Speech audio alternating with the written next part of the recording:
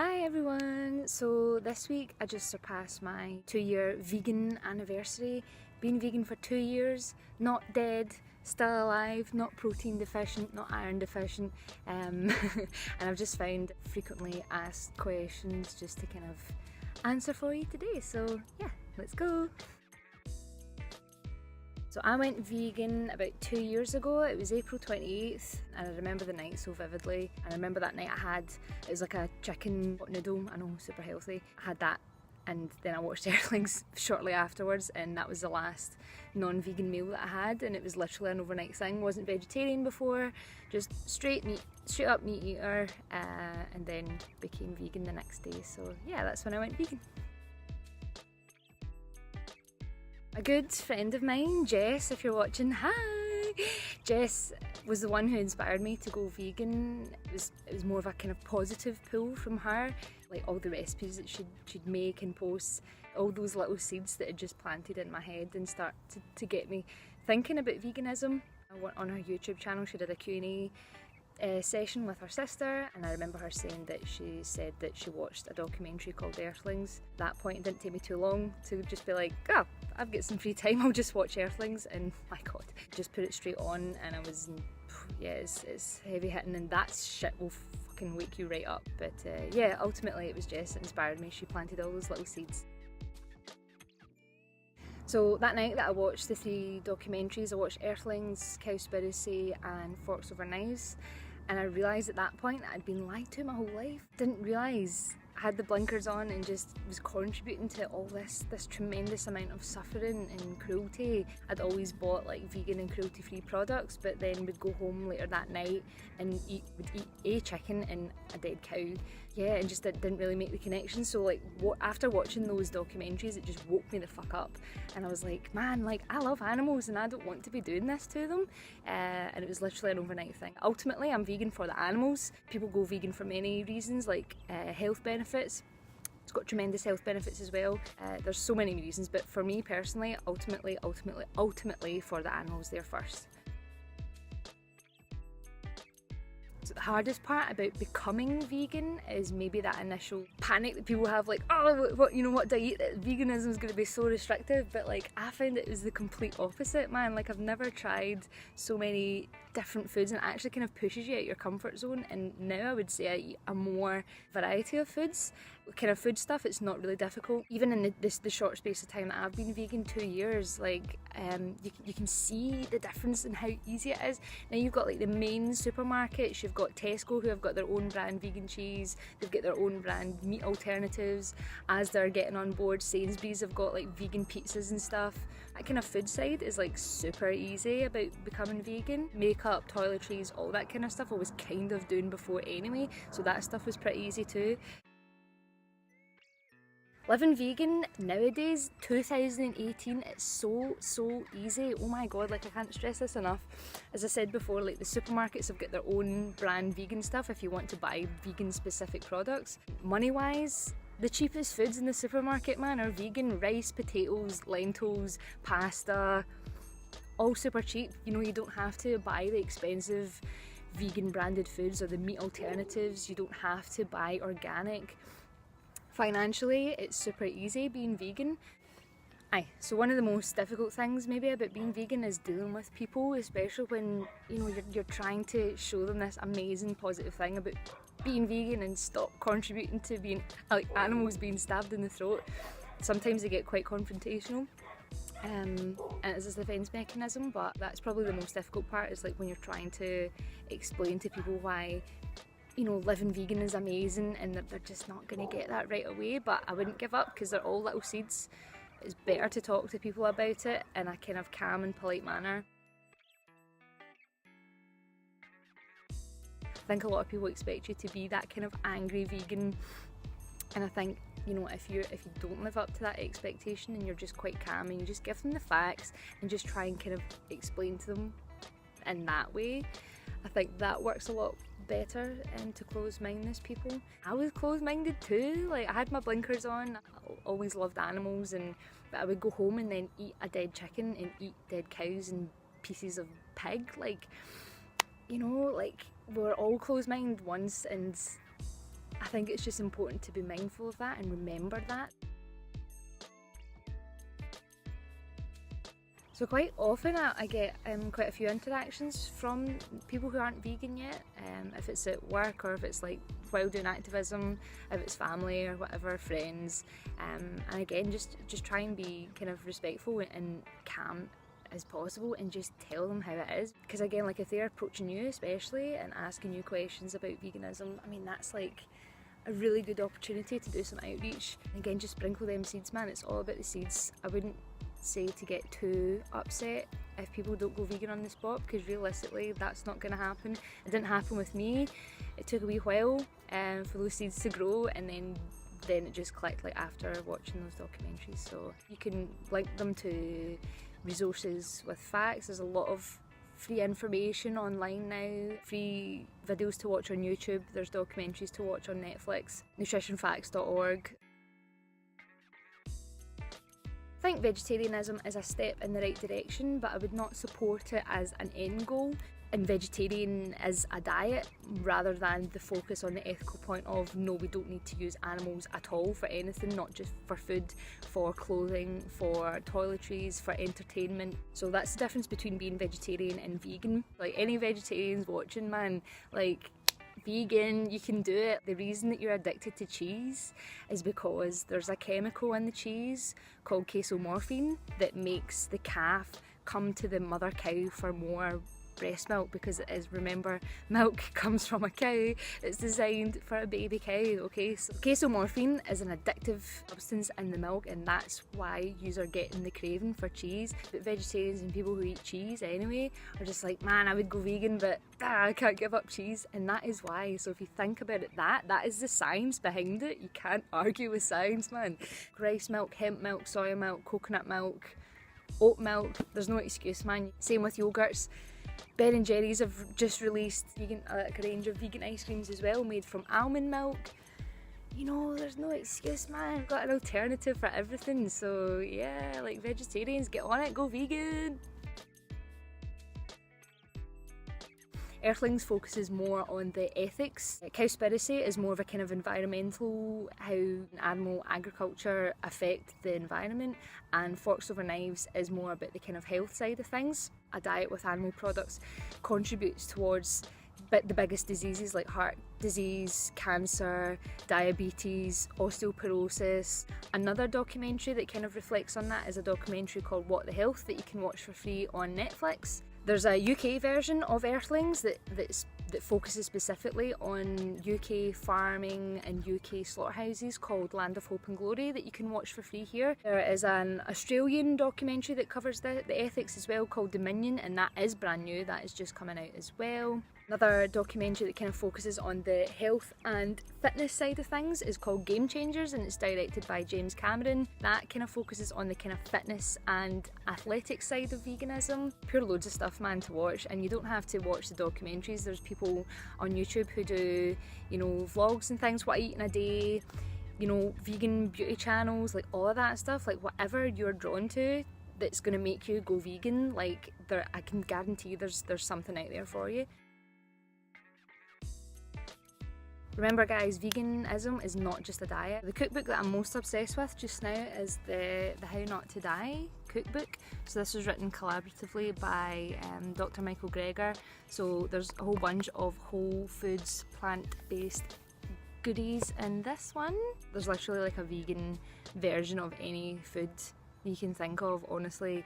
Like you can get vegan bacon, you can get vegan fried eggs now, like with the bursty yolks and everything, vegan steaks, vegan ice cream, vegan pizza, vegan cookies, all of that vegan, man. Vegan kebabs. There's a chippy in Poland that does vegan chippy nights on a Tuesday that you can get fish and sausage suppers, haggis suppers, black pudding suppers, like all vegan. Like in Scotland, like we can still have deep fried food that doesn't come from a dead animal and it just is vegan. And yeah, like there's no excuses guys, come on, just go vegan. Nobody in my family is vegan just yet, but we do talk about stuff. My husband went vegan quite recently after I did, so we've almost been vegan together for 2 years. We had a vegan wedding as well. The first vegan that I knew was Jess, and she was obviously that seed that made me think about going vegan. And now, like after kind of networking on social media and kind of getting out onto the streets and doing activism, man, so many vegans, and like the number of vegans like that I don't know just in the country in general is growing every single day, so it's pretty exciting times to be living in, man. Favourite vegan dishes, as I said before, if it's vegan I'll eat it. I'm not fussy at all. Not vegan for health ultimately, even though the health aspects of it are amazing, but ultimately vegan for the animals. So as long as it doesn't come from a dead animal, or if it's an animal's not being tortured and enslaved for that product, no cruelty involved, so I'll eat it. Wearing vegan t-shirts is a really good way to kind of like spark conversation, so I've got a few here. This is the James Aspey one that he gave to me last year.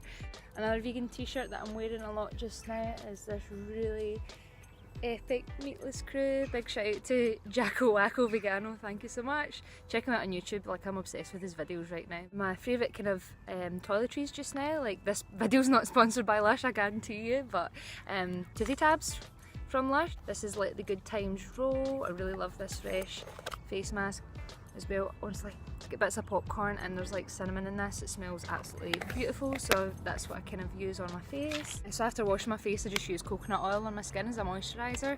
You can get these vegan supplements. This one is like labelled vegan as well. It's just like a kind of multivitamin, and this one's more specific for like iron and vitamin C if you so wish to take supplements. If you're thinking about your environmental impact, just now like I'm using an aluminium water bottle, so I'm not using plastic as much when I'm out and about. Still keeping into the zero waste thing as well, like when I get my period, like I use cloth pads instead of like the plastic ones that are probably most likely tested on animals as well with the chemicals that they use in there too, so I use cloth pads as well. A bit random and not very glamorous, but again just to show you that even like household cleaning products, like this is like a mould and mildew spray that is labelled vegan on the back just here, and this brand is Astonished, and you can get super cheap in, I think it's Savers, Co-op stock them as well. Co-op own brand washing up liquid, layer kind of washing powders and things, their own brand stuff is vegan too. I'm using this carrier bag just now as well, like the V in the Park. So V in the Park is Scotland's first outdoor vegan festival that's happening this summer, so super excited about that too.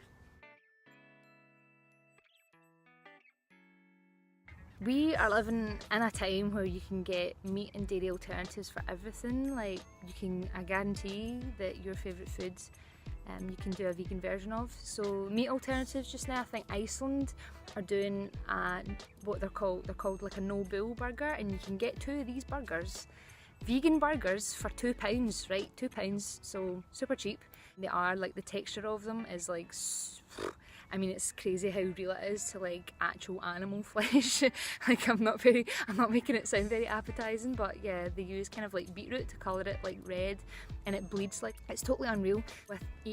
As time passes, like vegan food is becoming more innovative and really accurate to kind of like help with those people who are like craving the texture and the taste of meat. Some people still crave the taste and the texture, so you can still get that without the torturing and the suffering, the enslavement and the ultimate death and slaughter of an animal, when you can easily just buy the vegan plant-based version, minus the cholesterol, minus the heart disease, minus the saturated fats. Like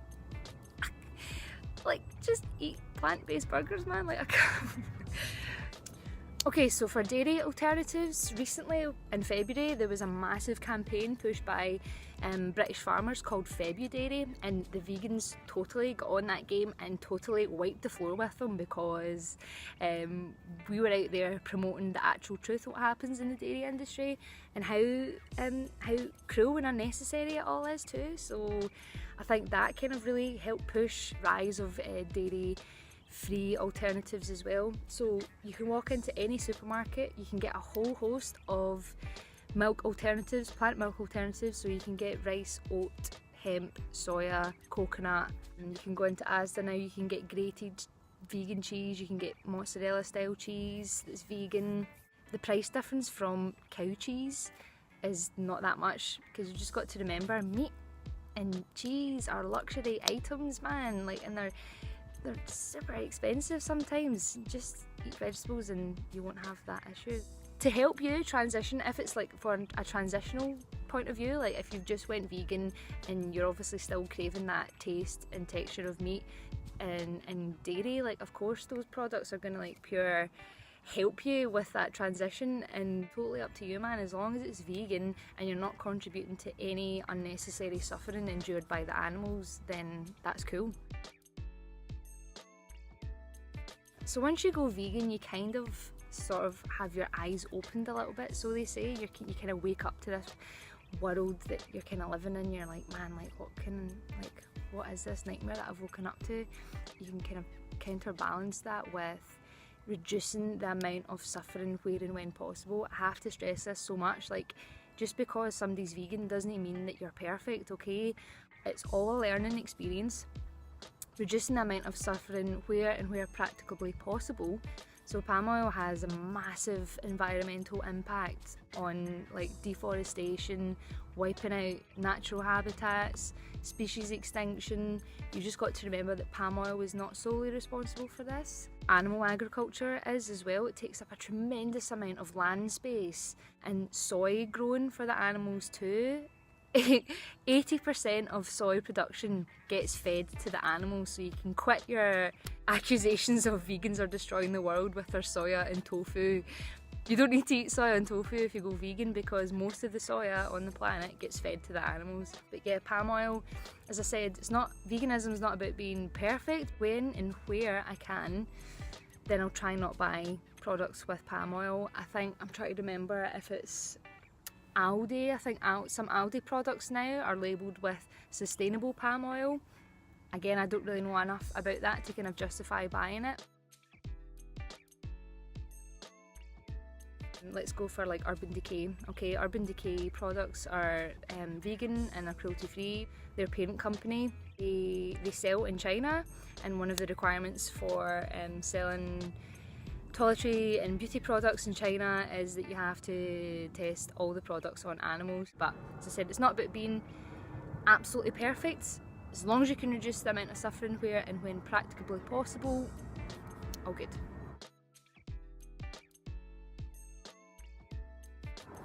So this vegans judging vegans thing is completely stupid. Like, can you put yourselves in the shoes of somebody who just went vegan and you're being criticised right, left and centre for all your choices, even though, especially when you just go vegan, man, it's like a learning experience.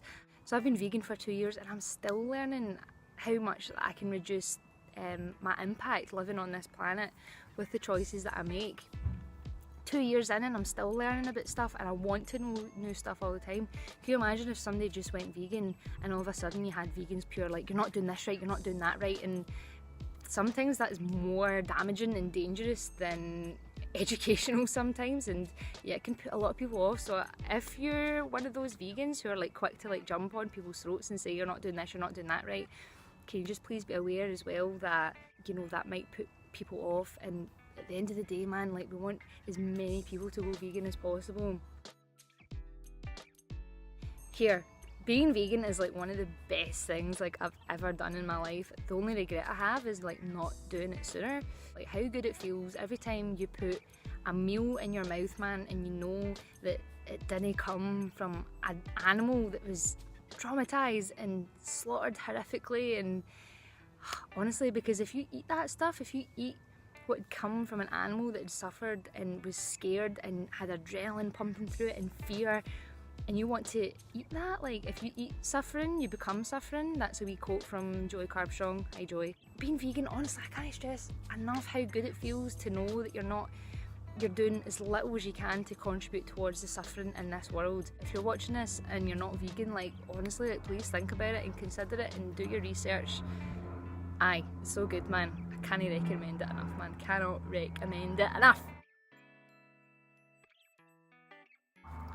So when I first went vegan, I binge watched a lot of bite-sized vegans videos on YouTube. Again, this is all free information. You can go on to her channel, Bite-Sized Vegan. She literally covers every single topic imaginable, so super, super educational. Just now I'm watching Jacko Wacko Vegano, Vegan Geezer. He does amazing vlogs and stuff with his family. Earthling Ed, I'm still watching a lot of Earthling Ed videos. He was one of the kind of first vegan activist YouTubes that I discovered shortly after going vegan.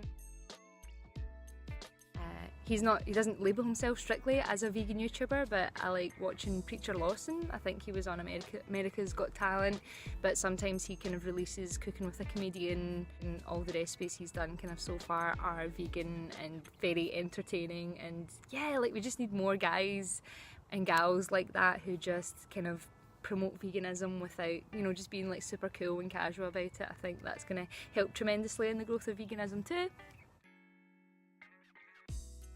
I follow James Aspey, Fairly Local Vegan, Unnatural Vegan, Mike the Vegan has got a lot of educational stuff too, Vegan Voyager as well. This is going to be a super random one, but like I'm heavy into ASMR as well. Helps with my anxiety and helps me get to sleep at night. And Whispers Red ASMR is a vegan, and her stuff is like always just super relaxing. Watch Joey Carbstrong's videos, Vegan Pangea. Oh my god, I love Amber. Like. I've got like a kind of little memory board that I'll go and show you just now. Okay, so this card right here is a thank you card that I got from Hugh and Jess, the person who planted that initial seed, so thanks so much. These leaflets here are from the visit that James Aspey did in Glasgow and Manchester. Also got this little pendant from the Manchester Pig Save with James Aspey back in February last year. This one here is the Manchester March to Close All Slaughterhouses. Very empowering, very epic day. This leaflet here, the official Animal Rights March in London that's happening again this year. A lot of people are going to go to that, so if you're able to get to London, check that out. I've kept my UK Vegan Camp Out wristband as well from the festival last year. This is my Anonymous for the Voiceless mask that we use when we do the Cube of Truth outreach activism too. And this poster here is from the Hambach forest that I'd spent a week camping in the forest. Again, very, very powerful activist event there as well. Opened my eyes to a lot of stuff too. So yeah, some pretty cool memories so far. Hi, one more thing I forgot to mention was what are your favourite forms of activism? So I'm just going to throw this in here now. So the activism I've had some involvement with have been the Save movement, Earthlings Experience, Anonymous for the Voiceless, kind of doing outreach as well, various demos and protests at like race courses and cheese festivals and all that kind of stuff. The form of activism that best suits you is just to use the strengths that you already have. So if you're an artist, you can use that for your activism. If you're a musician, you can use that for your activism. If you're an event planner, you can do vegan events. I would like to see every vegan like kind of do some sort of activism at some point, because yeah, like the more people that we have speaking up for the animals and being active, the faster we're going to get a vegan world. So okay guys, so there you go. If you're vegan and you watched this and you thought it was quite entertaining and funny, and if you're not vegan and you watch this and you want to talk to me about more stuff, if you're thinking about becoming vegan, please message me, because like I love helping out people who are like vegan curious and want to know more. Like I really hope you guys enjoyed this video and I'm not dead. Still vegan and still going strong. Thanks for watching, bye.